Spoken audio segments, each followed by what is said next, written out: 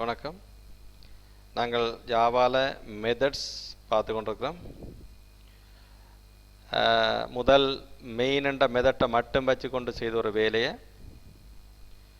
ரெண்டாவது உதாரணத்தில் அந்த வேலையை நியூ salary என்று சொல்லி ஒரு மெத்தட், ஆர்கியூமெண்ட்டே இல்லாத மெத்தட், அதன் மூலம் செய்து முடித்தோம்.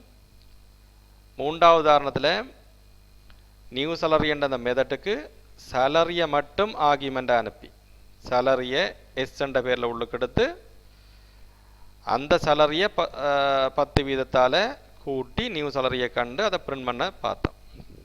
அப்போ இதில் பார்த்தீங்கன்னா நாங்கள் நியூ salary என்று சொல்லி ஒரு மெத்தட் எழுதியிருக்கிறோம். ஆனால் இந்த உதாரணத்தில் சேலரிக்கு 10,000 வச்சு ஒருக்கா கால் பண்ணினாங்க.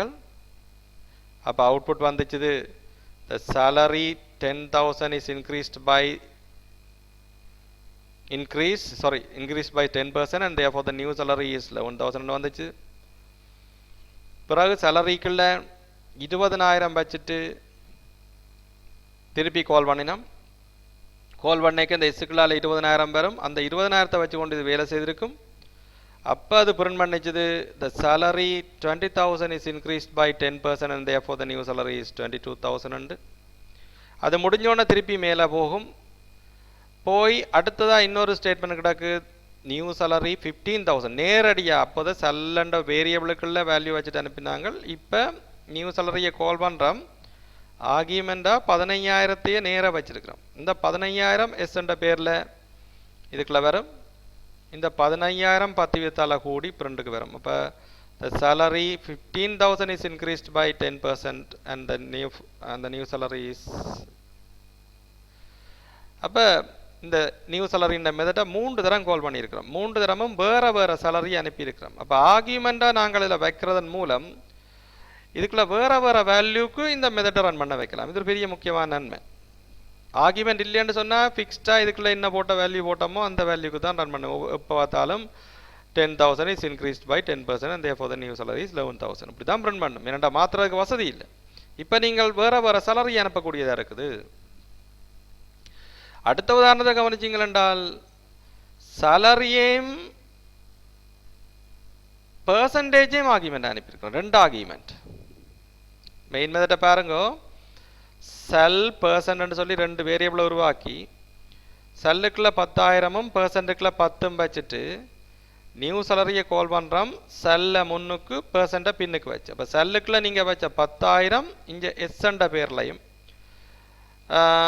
பெர்சன்ட்டுக்கு நீங்கள் வச்ச 10 இங்கே பி என்ற பேர்லையும் நியூ salary என்ற இந்த மெத்தடுக்கு வரும். இதுக்குள்ள நியூ செல் என்று சொல்லி ஒரு வேரியபிளை உருவாக்கி அதுக்குள்ள வந்த salary வந்த எஸ்ஸை இப்போ 10,000 பி பெர்சன்டேஜால் கூட்டி 10, அப்போ 11,000 தான் இப்போ வரும். அப்போ அவுட்புட் செய்யும், the salary 10,000 is increased by 10% and therefore the new salary is 11,000 print பண்ணி முடிய திருப்பி கால் பண்ணின இடத்துக்குள்ள அடுத்த லைனுக்கு போகும்.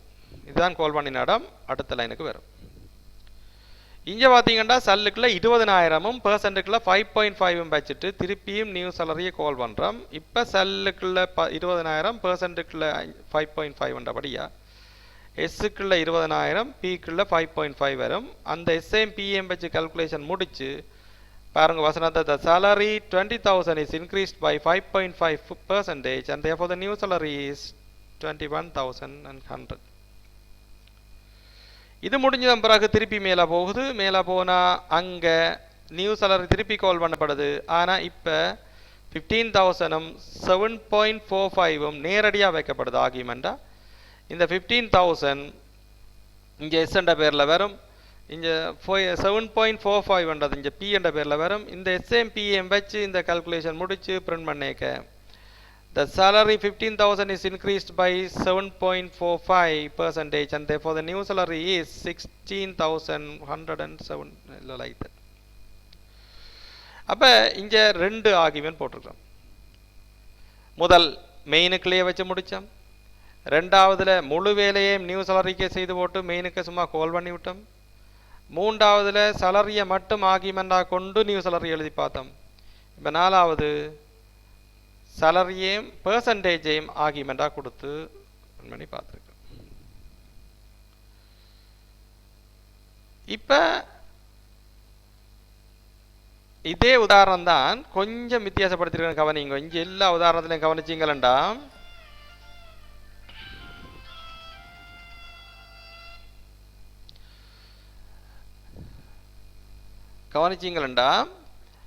எல்லாத்துலேயும் void இருக்கு ரிட்டர்ன். இங்கே பார்த்தீங்கன்னா நியூ சேலரின்றதை கால் பண்ணினா ரன் பண்ணி முடிய எங்களுக்கு ஒன்றேயும் திருப்பி தராது என்றதான் void. இதுக்கு முதல் எல்லா உதாரணத்தையும் பாருங்க, அது void என்று போட்டிருக்கோம். ரன் பண்ணி முடியக்கு இதை பிரிண்ட் பண்ணி விடுது, அவ்வளோதான். ஆனால் இப்போ எழுத போகிற உதாரணத்தில்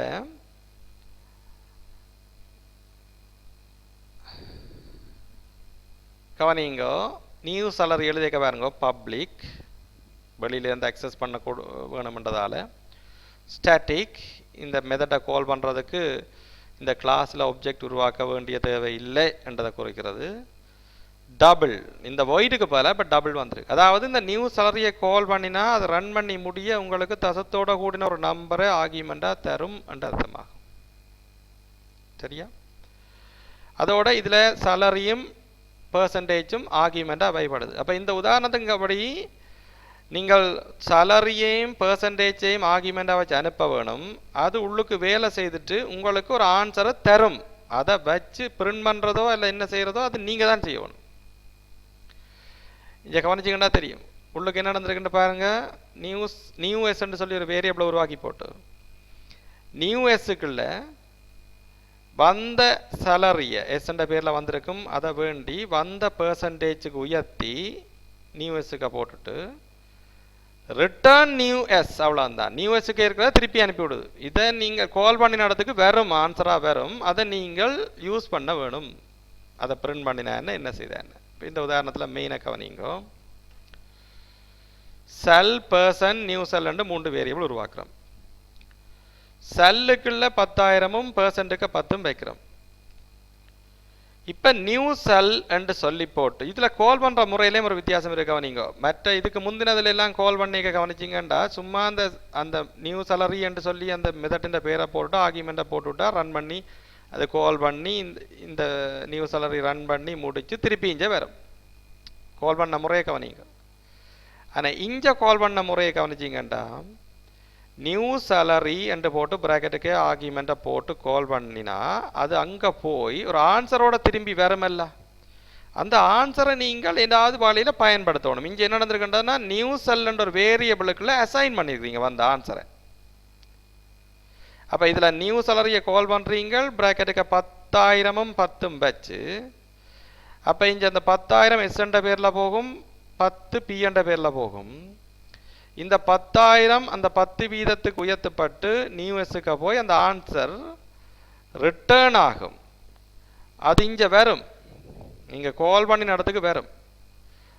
வந்த ஆன்சர் 11,000 தெரியும் தானே உங்களுக்கு. இந்த 11,000 எடுத்து நியூ செல்லுக்கு வைக்க சொல்லியிருக்கீங்க. கால் பண்ண முறையில் கொஞ்சம் வித்தியாசம் இருக்குது கவனிங்கோ, அதை பாவிக்கணும் வர ஆன்சரை. இப்போ நியூ செல்லுக்கு 11,000 இருக்குது, அதை பிரிண்ட் பண்ணுறோம்.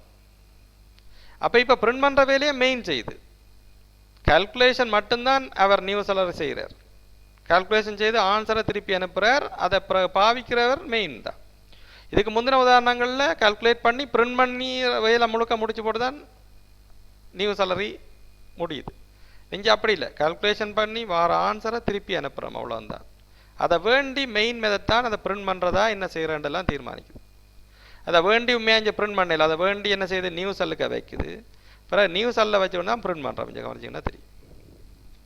அப்போ அவுட்புட்டாக பார்த்தீங்கன்னா the salary 10,000 is increased by 10% and therefore the new salary is என்று சொல்லி போட்டு 11,000 பிரிண்ட் பண்ணும். இந்த 11,000 என்றது நியூ சேலரியை கால் பண்ணி அது தந்த ஆன்சரை வச்சு எடுத்திருக்கிறோம் நாங்கள். அது முடிய திருப்பி சேலரிக்கு 20,000ம் பெர்சன்ட்டுக்கு 5.5 வச்சு போட்டு சும்மா வேரியபிளுக்குள்ள வச்சுட்டு இந்த அவுட்புட்டை இருக்க கவனிங்க. என்ன அவுட்புட் ஆக போகுதுன்னு பாருங்க. The salary 20,000 is increased by 5.5% and therefore the new salary is என்று சொல்லி போட்டு இஞ்ச கவனிங்க கால் பண்ணி கிடக்குமே தட்டை. அப்போதான் கால் பண்ணி வார ஆன்சரை எடுத்து ஒரு வேரியபிளுக்கு வச்சுட்டு அந்த வேரியபிளை தான் பிரிண்ட் பண்ணியிருந்தாங்க. இப்போ நாங்கள் பிரிண்ட்டுக்குள்ளேயே அந்த அந்த அந்த மெத்தடை கால் பண்ணி விட்டுருக்கோம். அப்போ இது என்ன நடக்கும்னா நியூ சேலரி கால் பண்ணப்படும். இதுக்குள்ள 20,000ம் 5.5 பயப்படும். அந்த 20,000 இங்கே எஸ் என்ற பேரில் வரும், அந்த 5.5 இந்த பி என்ற பேரில் வரும். அதை வேண்டி கால்குலேஷன் முடித்து வர ஆன்சர் இங்கே நியூ சேலரி கேட்டுப்பட்டு ரிட்டர்ன் ஆகும். ரிட்டர்ன் ஆகிறண்டா இந்த இடத்துக்கு திருப்பி வேறு ஆன்சர். அதை என்ன செய்ய சொல்லியிருக்கிறீங்க? சிஸ்டம் டாட் அவுட் பிரிண்டலுக்கான எழுத சொன்னீங்கள், அதாவது பிரிண்ட் பண்ணி விடும் இது. அப்போ the salary 20,000 is increased by 5.5% and therefore the new salary is என்று சொல்லி போட்டு அந்த ஆன்சரை பிரிண்ட் பண்ணி ஃபுல் ஸ்டாப் போடும். திருப்பியும் இதே மெத்தட் கால் பண்ணியிருக்கிறீங்க. ஆனால் இப்போ கவனிங்கோ, the salary 15,000 is increased by 7.45% and therefore the new salary is என்று சொல்லி போட்டு இப்போ நியூ சேலரி கால் பண்ணப்படுது. 15,000ஐயும் 7.45ஐயும் ஆர்கியூமெண்ட்டாக வச்சு கால் பண்ணப்படுது. அது உள்ளுக்கு வந்து கால்குலேஷன் முடித்து வர ஆன்சர் திருப்பி இங்கே வரும். அதை பிரிண்ட் பண்ணும். ஏனெண்டா இது சிஸ்டம் டாட் அவுட் பிரிண்டலுக்கு கிடக்கிறபடியாக பிரிண்ட்டுக்கு வரும். அப்போ ஃபங்க்ஷன்ன்றது, அதாவது வளமையாக நாங்கள் ஃபங்க்ஷன் அப்போ சொன்னாங்கள் தானே, ப்ரொசீஜர் ஃபங்க்ஷன் 2 முறை. ப்ரொசீஜர் என்றால் ஒன்றையும் ரிட்டர்ன் பண்ணாது, ஃபங்க்ஷன் என்றால் ஒரு வேல்யூ ரிட்டர்ன் பண்ணும். இங்கே ஒப்ஜெக்ட் ஓரியன்டட் ப்ரோக்ராமிங்கில் எல்லாத்தையும் மெத்தட் தான் சொல்கிறோம். ரிட்டர்ன் பண்ணாட்டி void எழுதுவோம், ரிட்டர்ன் பண்ணினா ரிட்டர்ன் பண்ண போகிறது வேல்யூ என்ன டைப் பண்ணுறதை போடுவோம். இங்கே டபுள் போட்டிருக்கோம் ரிட்டர்ன் டைப். ரிட்டர்ன் பண்ணாட்டி இந்த இடத்துக்கு void வரும். இன்டிஜராக ரிட்டர்ன் பண்ணால் இதில் இன்ட் வரும். அப்போ மெத்தட் எழுதுகிற முறையை கவனிச்சு கொள்ளுங்க. சரியா? இப்படி துவங்கி கேர்லி பிராக்கெட் எடுத்து கேர்லி பிராக்கெட்டை முடித்து இடையில் நீங்கள் எழுத வேணும். ஏதாவது ரிட்டர்ன் பண்ணுற மாதிரி எழுதுவீங்கள்னு சொன்னால் கடைசி வேல்யூ கடைசியாக தான் இந்த ரிட்டர்ன் ஸ்டேட்மெண்ட் வரணும் எப்பவும். அதை கவனித்து கொள்ளணும். அப்போ இங்கே இந்த அவுட்புட்டை கவனிச்சிங்கன்னா தெரியும். இப்போ நாங்கள் செய்த ப்ரோக்ராமிൻ്റെ அவுட்புட் இதில் இந்த இந்த 11,000, இந்த 21,100, இந்த 16,117 இது எல்லாத்தையும் கால்குலேட் பண்ணி கொடுத்தது தான் நியூ சேலரி. ஆனால் பிரிண்ட் பண்ணினது மெயின் மெத்தட்.